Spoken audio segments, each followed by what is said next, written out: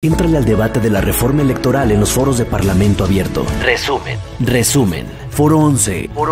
Financiamiento público para las campañas electorales. Muy buenas tardes, tengan todas y todos ustedes. Sean bienvenidos al foro número 11, que tiene por título Financiamiento público para las campañas electorales. Muchísimas gracias a los medios de comunicación.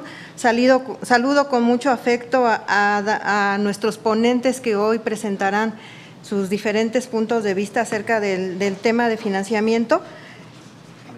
Y los presento a Daniel Díaz Cuevas, Alma Elena Saraí de León Cardona, Rodrigo Segura, Alfredo Alcalá Montaño, a Mariana Tamés Espadas, a José Muñoz Gómez y a María Luisa Jiménez Poblano. Traigo a colación un estudio que hace Forbes y dice que el crimen organizado tuvo una presencia del 35% en México en las campañas. Esto solo en el proceso electoral 2020-2021, la consultora ETELEC documentó 100 homicidios y más de 900 agresiones contra candidatos y candidatas, superando así las cifras del 2018. Entonces, sí es un foco de alerta que este financiamiento público también no pierda de vista el financiamiento que se puede hacer con esta violencia, con violencia, intervención del crimen organizado en los procesos electorales. Vuelvo a lo mismo, ¿cómo influye o cómo puede influir esto pues en las extorsiones? Hablar de dinero en la política siempre es un tema álgido, y más cuando crecimos políticamente con conocidas anécdotas que se volvieron refranes populares, como un político pobre es un pobre político. O esta expresión, que no es otra cosa que la certeza de que únicamente con el poder del dinero puede consolidarse una carrera en la política. Herencia de la forma en la que aprendimos a hacer política en México, más tangiblemente en el periodo posrevolucionario. Seguida por el clásico "la moral es un árbol que da moras", que expresa la flexibilidad o la franca ausencia de ética y respeto a la ley. Tal vez es nuestra traducción mexicana de la fórmula de Maquiavelo: el fin justifica los medios. No sé si la reforma propuesta termine con las prácticas aparejadas a estos dichos populares, pero celebro el intento que hacen como representantes de la ciudadanía de abatir una exigencia social que se ha vuelto inaplazable. El dinero que reciben los partidos políticos es desproporcionado en un país con tanta desigualdad y pobreza. Recurso que bien podría ser utilizado para atender necesidades más imperiosas y hasta erradicarlas, pero que indudablemente deben adecuarse a una realidad pospandemia que presenta retos económicos individuales y colectivos muy desafiantes, frente a los cuales ya no es posible mantener ese privilegio. No podría entonces estar más de acuerdo con la propuesta que convoca este foro y que aspira a transformar radicalmente la columna vertebral del sistema de partidos. Opinión desde luego personal, pero que no compromete los principios que debo observar en mi carácter de titular de una institución creada justamente para combatir una de las expresiones de estos males. Considero que es un debate coyuntural que surge por la inquietud sobre la necesidad de dos puntos fundamentales. Uno, reducir el monto de los recursos públicos que se destinan a institutos políticos. Y segundo, la urgencia de que los partidos políticos refuercen y rediseñen sus estrategias para agenciarse recursos provenientes de otras fuentes lícitas de financiamiento, como las cuotas y aportaciones de sus militantes, entre otros. Sin embargo, la regulación del financiamiento de los partidos políticos va de la mano con otros temas, como lo son acceso a medios de comunicación, duración de campañas electorales y la regulación de las precampañas. Todos estos temas se traducen en dinero, en recursos que cuestan al erario público. Por tanto, una reforma a la regulación del financiamiento de partidos políticos significará una reforma de carácter más integral, como en este caso, involucrando los temas aquí mencionados, ya que todos se encuentran estrechamente vinculados. El financiamiento de los partidos políticos y de los organismos electorales, principalmente, en mi punto de vista, son dos propuestas. En un caso, el excesivo monto de los recursos económicos de origen público que reciben los partidos e instituciones electorales, y por el otro lado se argumenta que son necesarios para seguir fortaleciendo y consolidar la naciente democracia mexicana. Es necesario otorgar esos recursos suficientes a los partidos como instituciones esenciales de todo régimen democrático. Me voy a centrar básicamente primero en la importancia que tienen los sistemas de partidos, ¿no? ¿Son fundamentales en una democracia los partidos? Sí, claro, y más en una democracia representativa, que es lo que nos permite justamente dirimir el conflicto social de manera pacífica. Esa es la importancia de unas elecciones y la importancia que tienen también los partidos políticos.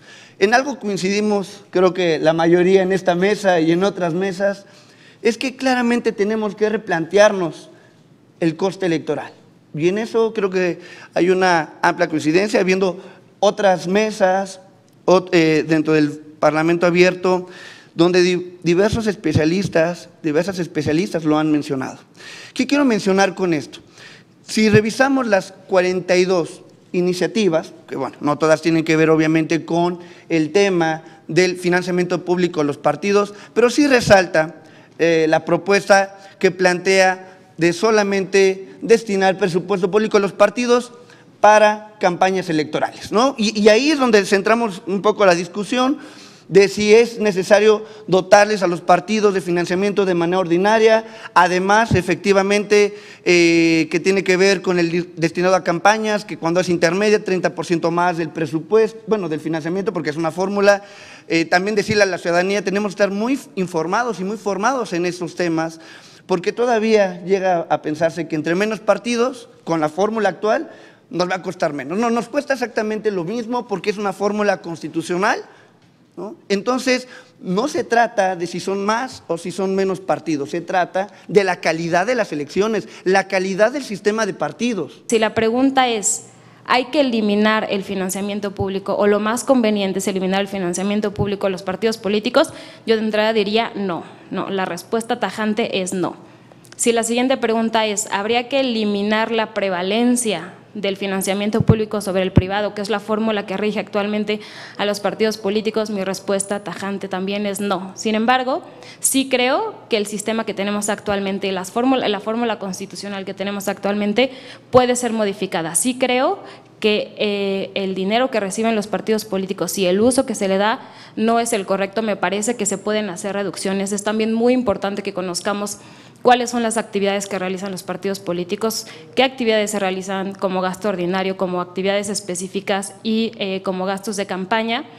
Ya ha habido diversas iniciativas que me parece que valdría la pena voltear a verlas, que proponen ciertas modificaciones y restricciones al financiamiento público que se le da a los partidos políticos. Hay una iniciativa muy interesante que surgió en Jalisco, que fue incluso avalada por la Suprema Corte de Justicia, es la iniciativa Sin voto no hay dinero, ¿no? Actualmente la fórmula constitucional que nos marca cuál es el monto del financiamiento para gasto ordinario que obtienen los partidos políticos toma en cuenta el listado nominal y, como ya lo dijeron, el valor de la UMA, ¿no? Que más o menos está en 96 pesos. Bueno, esta propuesta lo que dice es que en vez de tomar en cuenta el número en el listado nominal, se toma en cuenta la fuerza electoral. Con esto estamos incentivando a que si los partidos quieren más dinero, ¿no? O que la fórmula tenga una bolsa mucho más amplia para los partidos, entonces tengan que movilizarse para que la gente vote por ellos, y entonces en vez de tomar en cuenta el listado nominal, se toma en cuenta el porcentaje de votación que se obtuvo en la elección federal inmediata anterior, y eso es lo que se multiplica por la UMA y se saca una cantidad, ¿no? Habría que analizar obviamente cómo podríamos aplicar este tipo de fórmula y qué tanto ahorro y qué tanto gasto se estaría implementando mediante ella. Esta reforma busca cambiar el modelo de tener una normatividad sancionatoria a una normatividad que inhiba conductas irregulares, buscando hacer más con menos, tratando de conseguir el voto genuino del electorado a través de las expresiones de su plataforma e ideología política. Cabe resaltar que al disminuir el recurso público de los partidos políticos, disminuye la carga administrativa de los mismos y de la autoridad electoral, reduciendo gastos en ambos casos y permitiendo reencauzar el recurso público en otras necesidades del país.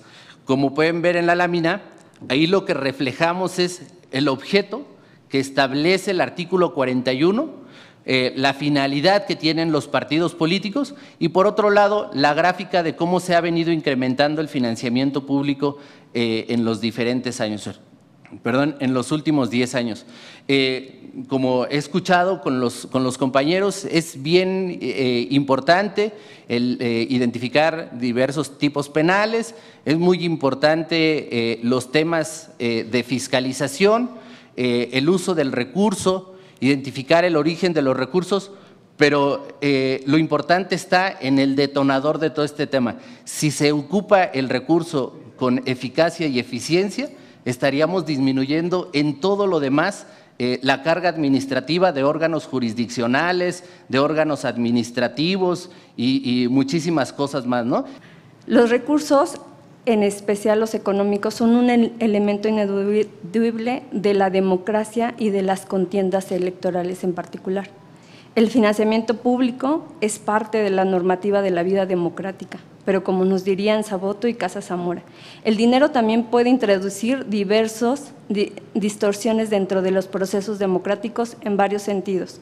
Por ejemplo, vuelve desigual la contienda electoral, incide en las posibilidades reales de los partidos y de los candidatos, asciende que las propuestas o las plataformas queden en segundo plano frente a la posibilidad económica de los mejores postores. La posesión de dinero les confiere a los individuos o a determinados grupos sociales la posibilidad diferenciada de participar en las elecciones e influir en los partidos y sus candidatos mediante sus contribuciones. La participación de conflictos de intereses entre los donantes privados y los tomadores de decisiones que llegan a cargos públicos. Asimismo, en nuestra región, la presencia del crimen organizado y su movilización de recursos económicos han corrompido y fracturado los procesos democráticos.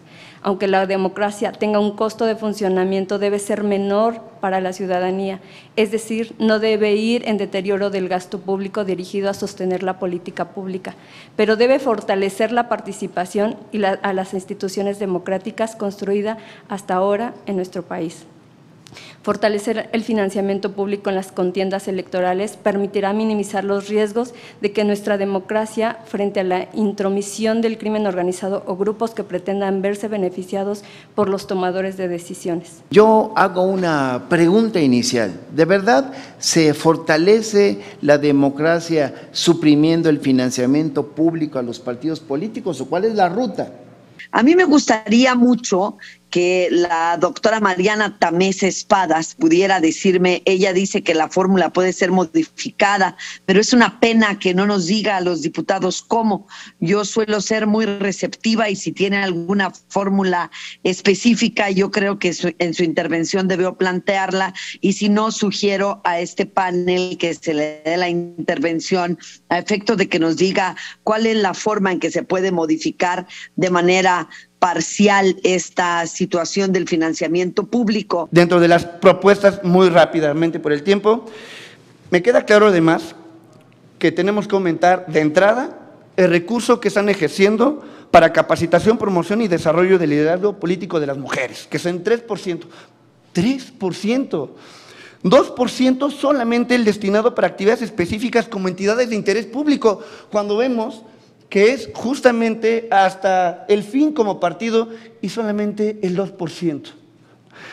Además de la fórmula, les damos 3% más para publicaciones, investigaciones, aparte de lo que ya reciben. Entonces, creo que ahí se tendría que aumentar por lo menos al 10 o al 20%, por lo menos para formación y capacitación.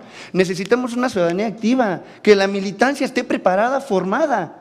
Eso creo que es importante. También, en relación al tema de la fórmula adecuada, yo me iría a buscar esta fórmula, no me iría al tema del 65% tal cual, yo me iría de entrada justamente a amarrarlo con el tema del nivel de participación, pero con la elección intermedia. Sí, porque si nos vamos a la elección presidencial, por lo menos 60-65% y quedaría como ahorita. Pero ¿qué pasa si las fórmulas las vamos amarrando, por ejemplo, a las elecciones intermedias, donde el nivel de participación baja. Incentivaríamos a que justamente estén haciendo ese trabajo de campo, ese trabajo, esa de formación e involucrando su propia militancia. La propuesta que yo presenté en mi participación es una propuesta que inició en Jalisco, que se llama Sin voto no hay dinero. Me atrevo a presentarla en este panel debido a que es una propuesta que ya fue analizada en su momento por la Suprema Corte de Justicia de la Nación y avalada, por lo tanto, es una fórmula que podría funcionar en el sentido de reducir el porcentaje del financiamiento público sin la necesidad de eliminarlo y al mismo tiempo incentiva que los partidos políticos busquen una participación más activa tanto de sus militantes como de sus simpatizantes, y son unos cambios muy simples.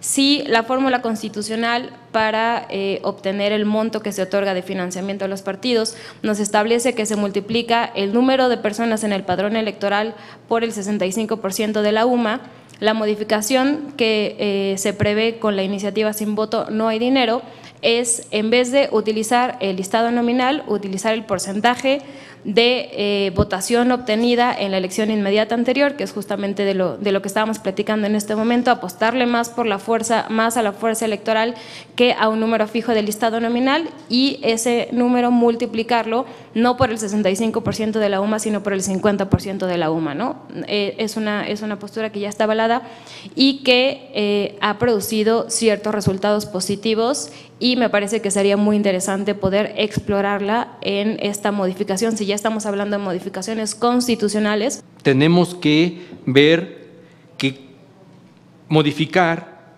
la ley, por ejemplo, de la revocación de mandato.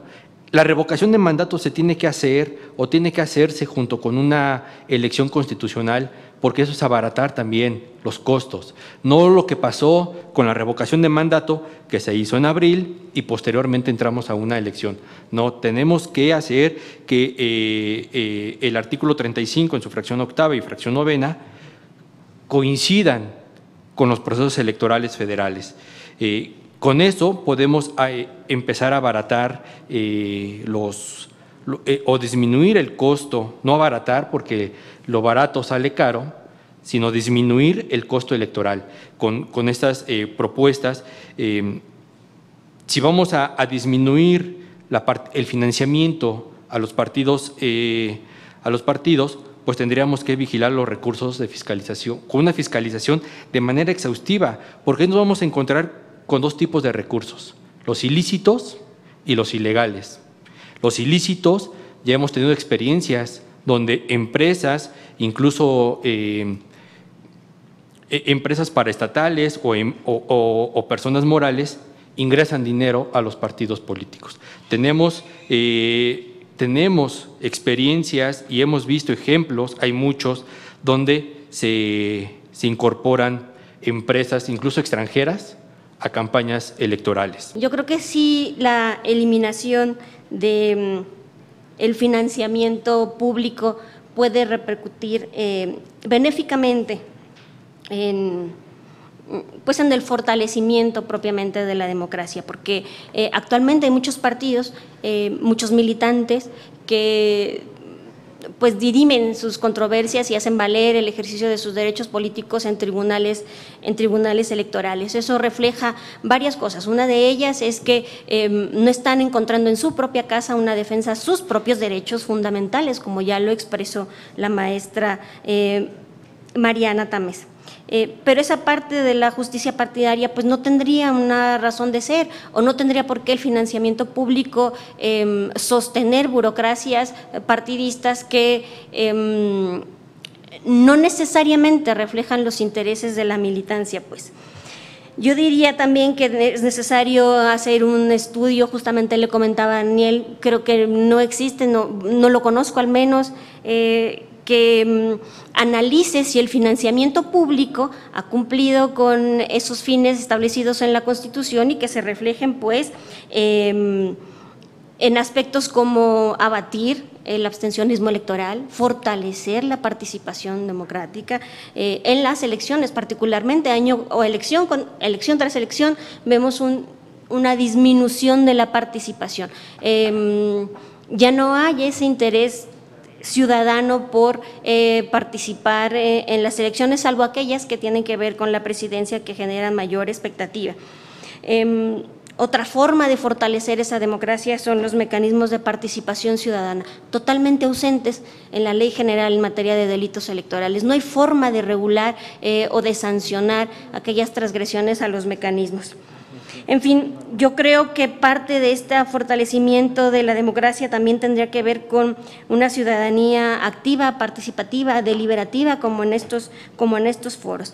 Me atrevería a proponer que podrían ser una figura similar a las salas regionales, es decir, a parte del poder judicial de las entidades, donde, por ejemplo, un juez de control de la Ciudad de México pueda llevar la atención de audiencias de Hidalgo, de Tlaxcala, no sé, un modelo similar, se me ocurre así de bote pronto, un modelo similar a las salas regionales que ya existen como parte del Poder Judicial de la Federación, desde luego en la materia especializada en electoral. Mi pregunta es en el sentido de qué mecanismo puede ser el idóneo para comprobar aportaciones y gastos, así como reducir el flujo de efectivo durante las campañas electorales. Ni siquiera hay una aproximación para saber cuánto efectivo circula durante una campaña electoral, durante la movilización de la jornada electoral, y algo muy importante, un fenómeno que al menos hemos notado o he percibido en algunas notas periodísticas y de las que dan cuenta algunas denuncias que recibimos en la materia. Ahora el voto se paga después de la jornada electoral, a través de un pequeño pagaré, no sé, un folio, y sucede después. Entonces, es muy difícil. Yo creo que el fortalecimiento del sistema de fiscalización podría ayudar mucho, y un poco como expresó el maestro Daniel Díaz Cuevas, a través de superar este secreto bancario a través de las fiscalías electorales, porque actualmente solamente lo tiene, es una facultad que tiene el Instituto Nacional Electoral. Yo creo que sí requiere un estudio en sí mismo. Aquí es importante lo que plantea la reforma que presentó el Ejecutivo Federal, que es justo no eliminar el financiamiento público en su totalidad, sino que sí se otorgue financiamiento público para las campañas políticas y no así para la vida ordinaria, que esta vida ordinaria es principalmente para gastos de operación, los gastos operativos. En cuanto si se utiliza recursos de fuentes ilícitas o no, la realidad es que pues, los diferentes órganos tendrían que ser los determinantes para identificar si efectivamente se usó este recurso o no, ¿no? Sería muy arriesgado plantear en este momento si se utilizan recursos de fuentes ilícitas o no. Eso habría que dejarlo en las manos de los que tienen la atribución para poderlo determinar.